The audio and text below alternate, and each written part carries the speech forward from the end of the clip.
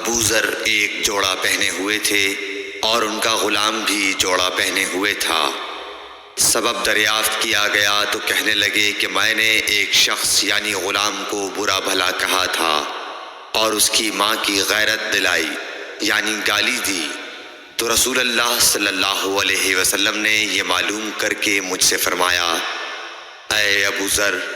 تو نے اسے ماں کے نام سے غیرت دلائی ہے، بے شک تجھ میں ابھی کچھ زمانہ جاہلیت کا اثر باقی ہے۔ یاد رکھو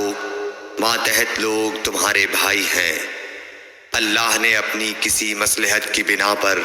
انہیں تمہارے قبضے میں دے رکھا ہے، تو جس کے ماتحت اس کا کوئی بھائی ہو تو اس کو بھی وہی کھلائے جو آپ کھاتا ہے، اور وہ کپڑا اسے پہنائے جو آپ پہنتا ہے، اور ان کو اتنے کام کی تکلیف نہ دو کہ ان کے لیے مشکل ہو جائے، اور اگر کوئی سخت کام ڈالو تو تم خود بھی ان کی مدد کرو۔ صحیح بخاری حدیث نمبر 31۔ جب سورہ انعام کی یہ آیت اتری، جو لوگ ایمان لائے اور انہوں نے اپنے ایمان میں گناہوں کی آمیزش نہیں کی، تو آپ صلی اللہ علیہ وسلم کے اصحاب نے کہا، یا رسول اللہ، یہ تو بہت ہی مشکل ہے،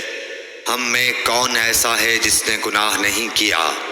تب اللہ پاک نے سورہ لقمان کی یہ آیت اتاری کہ بے شک شرک بڑا ظلم ہے۔ صحیح بخاری حدیث نمبر 32۔